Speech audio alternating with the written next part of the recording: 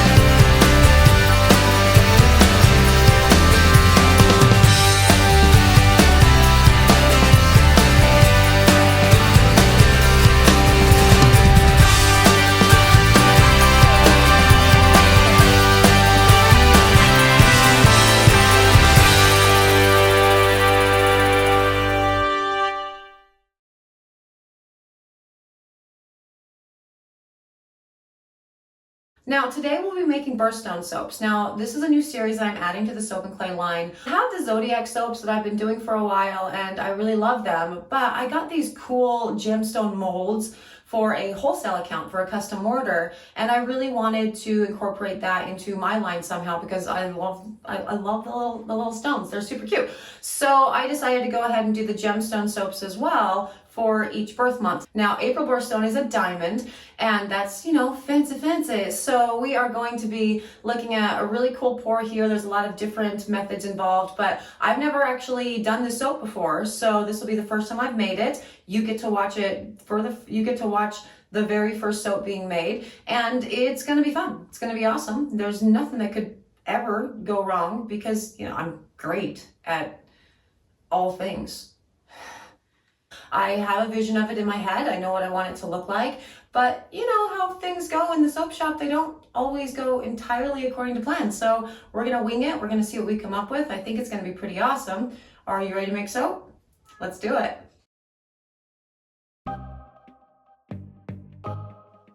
So in today's installment of 365 Days of Soap, we have the April Birthstone Soap, which is a diamond, which is super cool. And, I have the Zodiac soaps, so I have 12 of those for the year. I've been doing those for a while, and they're a lot of fun. But I got these really cool mini gemstone molds for a soap that I was making for a custom wholesale account recently, and I really wanted to incorporate that in my line somehow, and I thought it would be really cool to make gemstone soaps. So that means, adding 12 more soaps to my already really big line. I really like to make my life complicated, as we've probably discussed before, and keeping track of 12 more soaps is definitely kind of complicated, but that's okay because I really like making, and we have 365 days to make things. So, 12 soaps, that's a drop in the bucket. So I thought that it would be a good idea to start the gemstone soaps with the next, closest birth month, which would be April. It's coming up here in a few days. And for April, the birthstone is a diamond. And, you know, we're all familiar with what a diamond is. It's that beautiful thing that is in all, you know, wedding rings and engagement rings and ad nauseum. But as far as the birthstones are concerned, they actually have some pretty cool characteristics. The stone itself is believed to increase happiness and financial prosperity, which is like, hey, bonus for everybody that's born in April, because you're gonna need to be financially solvent in order to afford all the birthstone diamonds that you now have to wear because you were born in April.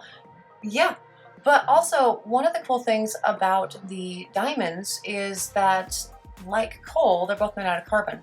And I thought that was a really fun thing to sort of play on with the actual design of the soap, right? So you have coal, which is a very, very impure carbon, and that's how it's sort of created. And God, chemistry's fun. And then you have the diamond, which is a very pure form of carbon, and it elicits this beautiful, you know, clear stone that has all these awesome facets and all that jazz. And so I really wanted to play into that with the design of this soap. So we will be doing, for this particular pour, we are going to have a sort of turquoise colored bottom on this soap, as well as a nice black line sort of 2/3 of the way up the bar, to sort of symbolize what, you know, carbon could become versus what it can also become in the form of a diamond. So with this particular soap batter, I am using 60% liquid oils and 40% sort of hard oils in this to ensure that we get really good swirls within the bottom half, because I do want to put some cool gold in the bottom half with the turquoise, and also some gold and blue sort of swirls inside the top like third of the bar, which will be white. And then we're going to go ahead and top everything with the diamond gemstones that I've made. I've made them ahead of time. Normally when I make embeds, which is what the little extra things that you put inside soap are called, I make them with cold process soap. So this is what we're doing. By the way, it's cold process soap. You have your oils and you have your lye, and you make soap with those two ingredients, well, those multiple ingredients. But for this particular pour, since a diamond is, you know, ideally clear, I wanted to use a glycerin so you can sort of get that effect. Now for May, we're going to be working with not glycerin soaps. We'll be dealing with cold process, and I will show you the pouring of the cold process mini gemstones as well for the May bar. But for this, there's not a lot involved in melt and pour. You cut it up, you color it or not, you melt it down, you let it harden, and then you do things with it. But for this, I have measured out all of my colors so far, right? So I have the black, the activated charcoal. In the middle I have the gold, that's a king's gold, which will be a nice contrast within this turquoise here in the middle. And then I have the white, which is off in the Pyrex on the left-hand side. And I have the turquoise that I'm working with right here. And I don't really like the colors quite, I don't think it's quite bright enough, so I'm gonna sort of darken it up a little bit with a little bit more mica. Now, micas are minerals that are mined from the earth and then given a color bath with either an oxide or an ultramarine, as far as the micas that I use go. So they are considered natural because of that. You can also make micas with FD&Cs like dyes, those sorts of things. And if you're looking to promote an all-natural line, should you be, you know, watching this for your own business needs, then I would make sure that you knew what your micas are made out of. Now, this particular bar I have scented with mint, cedarwood, and rose because it smells expensive, and you know, diamonds are expensive, and so that seemed really fitting. And also I'm in a rose mood this week, so we're just gonna go ahead and roll with that. I will be mixing the scent into the containers in just a moment before I get the pour going. That is the last thing that I do with pours. I want to put the essential oils and everything in at the very end because it can accelerate trace. It can thicken up your soap batter unnecessarily quickly. And so I want to make sure that I have my colors really dialed in and the amounts that I want and everything before I put in the smellums, as it were, to make sure that I have enough time to actually do something with the batter. No exfoliants in this particular batch, and I am soaping at room temperature to keep everything nice and fluid. Now you are going to see why that is a bad idea and why I should have maybe soaked hotter or let it firm up in just a minute when we look at the pour.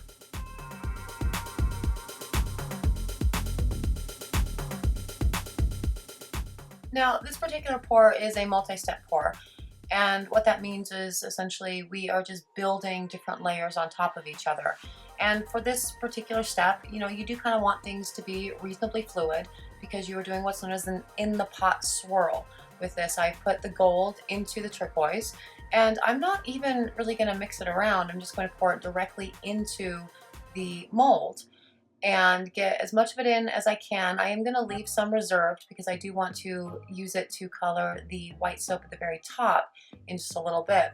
But you will see here in just a moment why you maybe shouldn't soap and emulsification for everything. In the rose soap, you saw where things got too thick too fast because, you know, we have the extra sugar alcohol in the wine and a lot of clays and everything in my soaps because I only make clay soaps. But you know, I might wanted to have mixed this a little bit longer. Now, the reason why is this right here. You see the black that's going down. The soap underneath it, it is far too thin to actually support another layer on top of it. So I had two options at this point. I could let it sit up and let it continue to firm up, hoping that the rest of my soap batter did not get too thick in the process, or try to do a wall pour. Now a wall pour is what you're seeing right here. It's when you literally pour the soap up and down the length of your mold on the wall to sort of limit the impact onto the surface of the soap that's already in the mold. And that's what I opted to do because I hate waiting. I'm the most impatient person in the world. I soap kind of like a cook. It has to be done in 30 minutes or less or I'm not having it. So I am just kind of doing maybe not what I wanted to do. I kind of wanted a really crisp line of black to separate the turquoise side from the white side before we put the topper on, but that's not what I'm going to get here. So I'm going to lay this very thin soap on top of equally thin soap as gently as I can, and then I'm going to kind of move it around a little bit to create an actual line of black before moving on to the next step. And this process here, it's how I do really all of my layered soaps, and it is absolutely the wrong way to do it, right? You should have patience. You should take the stick blender to your sections and thicken it up more before pouring, but I don't really do any of those things because I like to make my life complicated.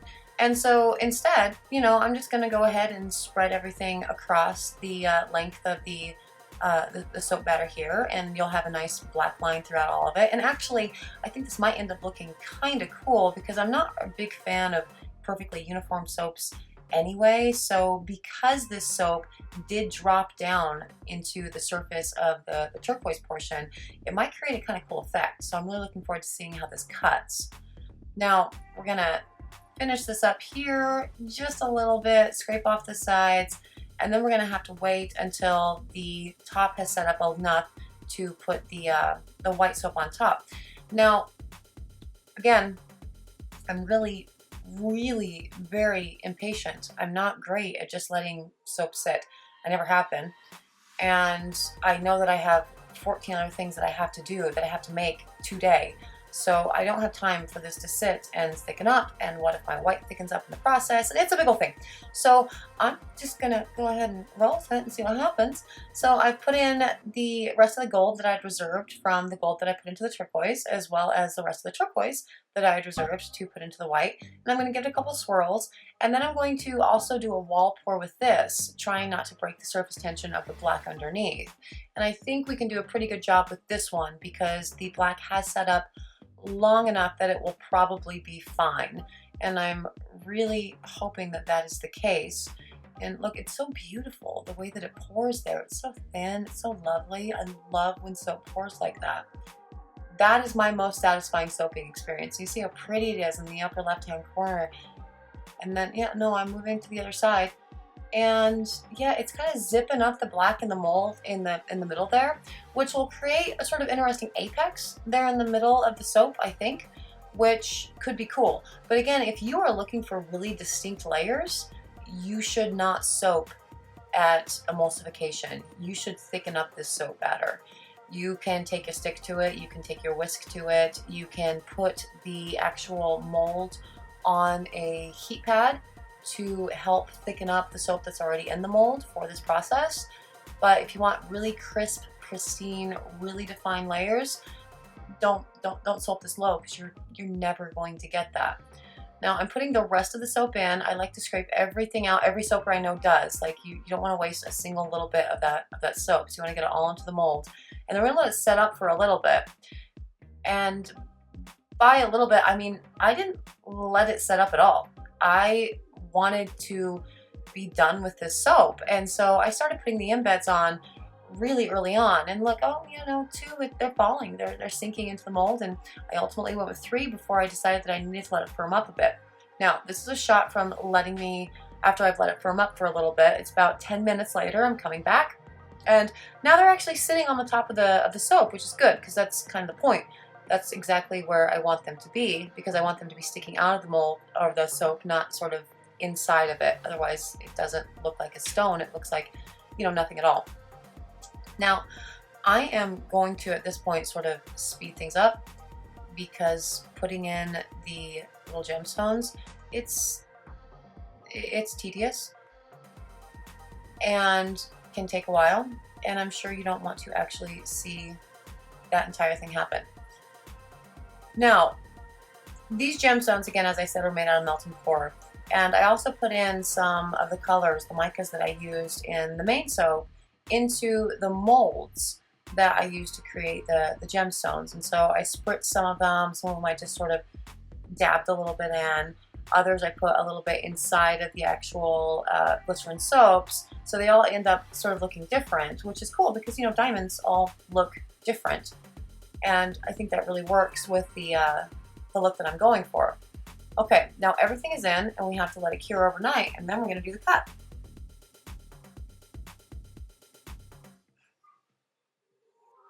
Now, everybody cuts their soap kind of different, and for me personally, I have found that the best way to do it is, you know, the thing that I'm most familiar with is a tape measure. I am married to Mr. Soap and Clay, and we use a lot of tape measures in life. So I am measuring these all out into 1-inch increments, where I am going to hand cut this particular batch. And the reason for that is I have melt and pour on the top, and the soap cutter that I showed you in the rosé pour that Mr. Soap and Clay was, you know, not super happy about me showing, is really ideal for cold process soap. It's great to cut sort of soft soap, but glycerin soap, it's naturally just a lot harder right out of the gate, and I don't want to risk sort of ruining the internal pattern or even breaking my cutter with the glycerin soaps by using the mold. So I'm going to hand cut everything. Hand cutting things is not as easy as you might think. It's hard to get everything straight. It's hard to get everything. Ooh, hi, you're pretty. So you see what I was saying about how the middle was sort of zipping up, the black was zipping up into the center there, and it was going to create kind of an apex, and that's exactly what has occurred with this bar. And I think it's great. I think this is very beautiful. I love the swirls that's going on in the turquoise. I love how pretty the black ends up looking. It's got that cool little bubble on the end, and it's got a nice swoop across the entire bar. That's lovely. I really enjoy that bar. This is one of those instances where me being impatient did not lead to a fail, which is, I think, actually probably indicative of most soaping experiences, if I'm honest, because nothing is necessarily a fail. If it didn't look exactly how you wanted it to look, that doesn't mean that it's a bad bar. The bar is still going to clean you, which is, you know, super important. It's still going to lather if you have the recipe and the oils and the butters dialed in. It is still going to, you know, be awesome and smell nice and all that jazz. Oh, that one's lovely. That one's very pretty. That one might be my favorite one. I wonder if I end up using that for the actual picture.